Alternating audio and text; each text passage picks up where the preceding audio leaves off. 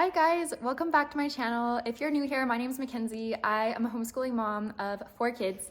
And today I want to share with you all the things that I have to help teach rotation 4 of the Well-Educated Heart, which includes George Washington, Rome, Italy, Greece, and the study of plants and trees. So if you're interested to see what I have to homeschool those topics, stick around. Okay, first I'm gonna start with George Washington. I only have one resource to teach with George Washington right now. We have been doing the Well-Educated Heart for years, and the first few years that we did the Well-Educated Heart, we just did the American history rotation. Not that American history gets boring or that you've learned everything, but we just did that every year and we weren't learning all of the countries that were also involved in the rotation. We decided this year that we're only going to do all of the countries in the rotation, and we'll go back to learning the American history after we've done the world history rotation. So I only have one resource for teaching George Washington, and it is the story of George Washington. I have heard that these books are so good. They're super old. I think this was from like the 1950s. It's just a really good read aloud for the kids. It's not too hard to read and it's got pictures, so your older elementary kids could probably just read this on their own. I plan on using this as a read aloud in our next years when we're doing the American history. Okay, so moving on to Greece, I'm super excited to do a unit on Greece. We have never gone into Greece before, so this is going to be new territory for me and my kids, and we've never done like Greek mythology or anything like that, so I'm super excited to dig into those topics, and I think the kids will have a lot of fun. So I'm gonna start out with our picture books. I got A Child's Introduction to Greek Mythology. So this just has a lot of fun pictures and introduces the Greek myths.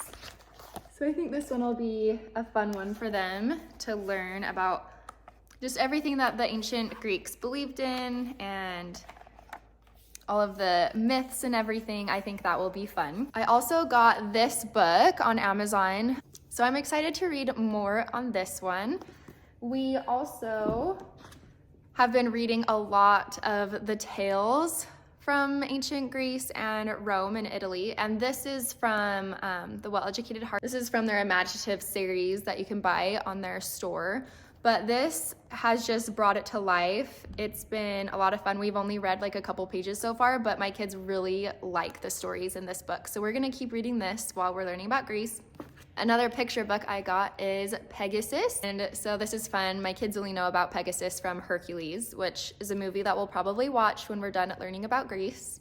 I'm excited to read this to the kids, Atlantis. This is just a fun legend that just always excites my kids, these type of stories, like the legend type stories. So this is gonna be a fun one to read to them. We have been using this quite a bit, Ancient Greece. It's just, it's got short chapters to teach just different parts of Greece. So it talks about the growth of the government, and it talks about the Trojan War, where ancient Greece is, and it talks about the first Olympics, which I'm really excited. We have a lot of fun activities planned that correspond with the ancient Greek Olympics, so I think that'll be really fun. And then our read aloud for this month is the Trojan War. So my oldest is almost 10, and then I have a 7-year-old and a 5-year-old. We are about on the 3rd or 4th chapter, and it's been okay so far. I'm kind of worried that it might get too gruesome as we go on, so I'm gonna be really mindful of that as we start reading this, and hopefully I don't have to change books, but I'll let you know when we're done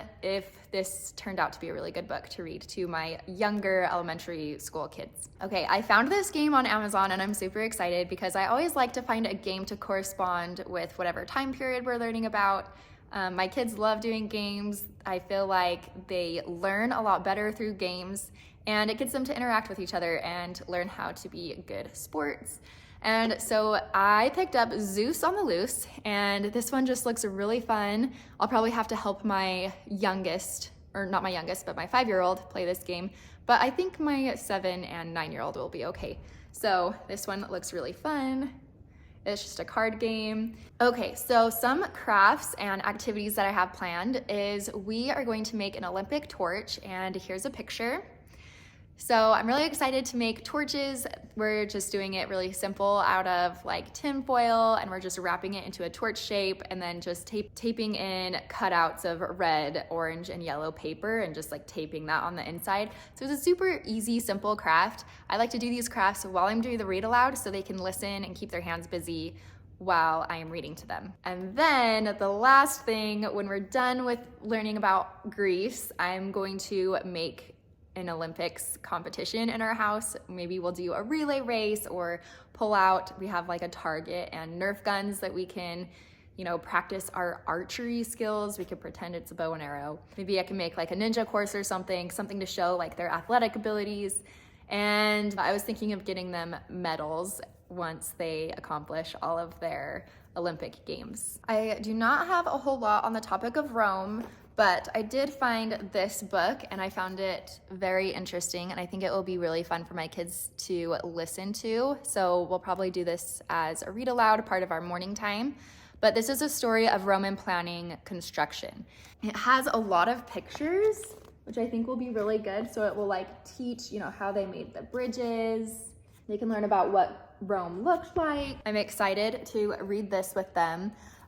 Something that I want to do with the kids when we're done reading this book is to build a Roman arch. And the way that we're going to do that is we're going to get ice cube trays, and then we're going to get plaster of Paris, and we're just going to pour those into the ice cube trays and let them harden and pop them out and make an arch with it. It's kind of like a STEM activity that I want to do with the kids. And then I found this read aloud, The Dancing Bear, which took place in ancient Rome.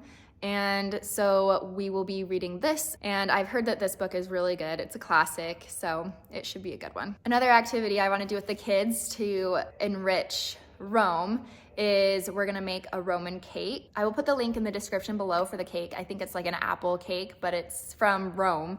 So that'll be a fun cake for us to make and try. And then one last enrichment type activity that I want to share with you guys that I want to do with my kids is to have my kids make a Roman mosaic. And some examples online that I found look like this. And so I want to do something like this. I'm just gonna give them each a big piece of probably just black construction paper, and then cut out a bunch of tiny squares of a bunch of different colors, and then they can make a mosaic on their page. So I think that'll be something fun for them to do while I am reading The Dancing Bear to them. Okay, now moving on to Italy, I have one read aloud book that will probably take us some time to get through. I'm not sure if we'll read this whole thing. Probably not. Probably just bits and pieces, but this is a really good book for learning about the Renaissance period in Italy. So I think this one will be a good one. I don't know why, but I just love old books. So this is gonna be a fun one for us to read together.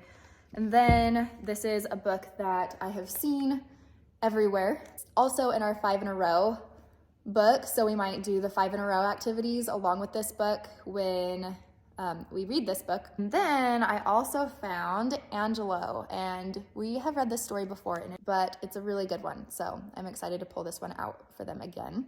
Okay, as always, I have a lot of picture books and resources for the science portion of the Well-Educated Heart Rotation 4.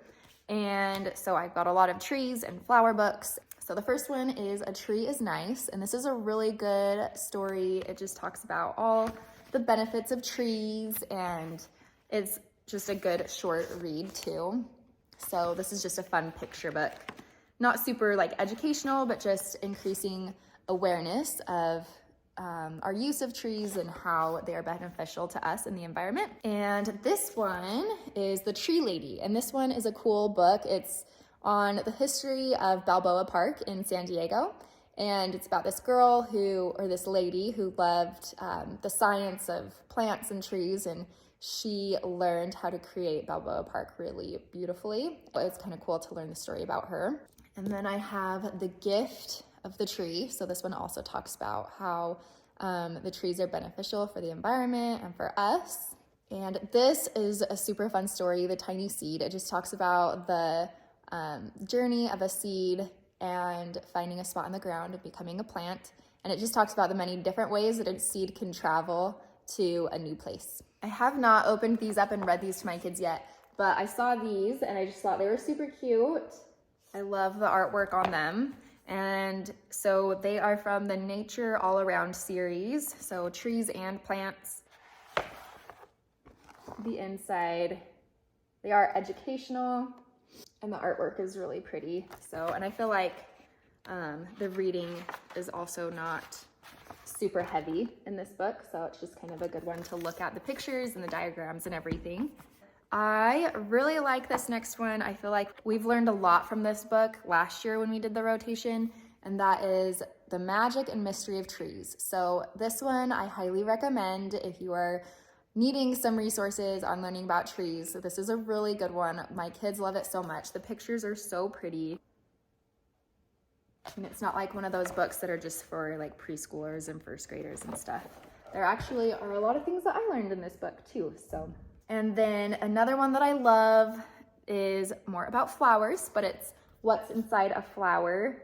And so this one, I also really love the artwork, but it's also very thorough and goes over a lot of the things in the other book as well. But obviously you're gonna learn a lot more about flowers, and I would say it's not quite as advanced as the other one. It's a little bit more towards probably early to mid-elementary, but there's still some things in here that older ones will learn. And then I wanted something that focused mostly just on photosynthesis because I feel like it's such a more in-depth concept that books kind of just glance over pretty quickly. And so I got this photosynthesis book on Amazon that just talks about photosynthesis. So I think they'll learn what happens and how plants get food.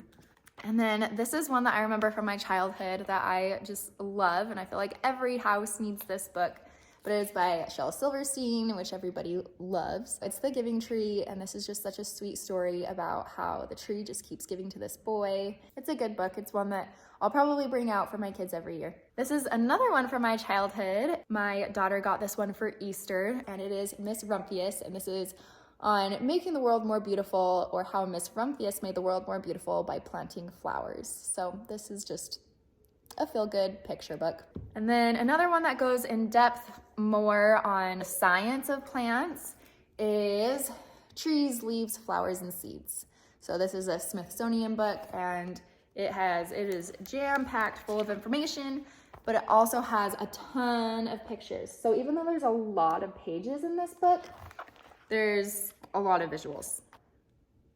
It's not on the heavy reading side, which is great. I feel like that's good for all ages when there's a lot of in-depth concepts, but then also a lot of pictures. A game that I found to go with learning about plants and trees is Wildcraft. So it's just an adventure or an herbal adventure game. So I'm super excited to pull this out with the kids as well and play this game. So it talks about echinacea, comfrey, just all sorts of different plants and about them. So I'm excited to play this game with my kids as we learn about plants and trees. If you are looking for like some hands-on type lessons to teach about plants and leaves for this month's rotation, I have made a super cute unit study for plants and trees, and I will link it down in the description below. It's a 5-day plant and trees science unit study. Got lots of great read alouds in there. It's got picture book suggestions, which are all the ones that I showed you basically. And then there's lesson plans that go with the readings and experiments. So like hands-on plant science experiments. So I will leave that down in the description box for you to look at if you're interested.